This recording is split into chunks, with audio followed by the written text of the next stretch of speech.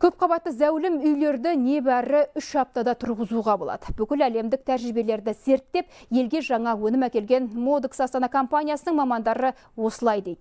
Айтуларынша, зауытта шығатын модульді блоктар баспана құрылысын айтарлықтай жылдам әрі қолжетімді ете алады. Тіпті алдағы уақытта бұл технологиямен мектеп, аурухана сынды маңызды нысандарды да салуға мүмкіндік бар.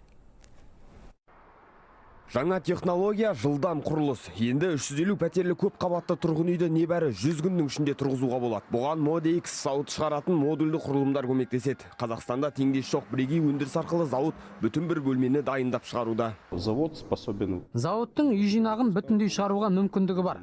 Мұнда алдымен блоктар дайындалады. Сосын оларды құрылыс алаңына апарамыз. Содан кейін арнайы техника арқылы тұрғын үй жұмысы басталады.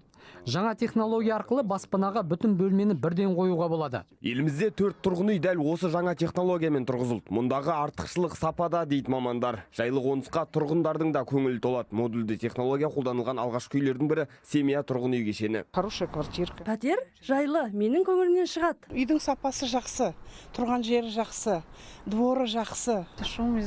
Пәтерлерде бөгде шуды естімейміз, көршілерде мазамызды алмайды. Өндіріске кіріспес бұрын Европа мен Азия елдерінің тәжірибесін сараладық дейді мамандар. Қазір зауыт технологиясымен жылына 130 мың шаршы метр тұрғын үй алаңы салынады. Бұл көрсеткішті 3 есеге арттыру жоспарда бар. Завод Modex зауыты Қазақстанның даму банкімен тығыз әріптестік орнатқан. Зауыттың құны 15 миллиард теңге. Осы қаражаттың 66%-ын осы банктен алдық. Бұл үлкен көмек. Қазір өндіріс орнында 250 адам тұрақты жұмыспен қамтылған. Мамандар алдағы уақытта мектеп пен ауруханаға арналған блоктар әзірлеуге қауқарымыз бар дейді. Мұндай жағдайда маңызды нысандарды жылдам тұрғызып, қолжетімді етуге үлкен мүмкіндік туады. Бекзат Аманов, Жандос Бейтабаров, Хабар 24.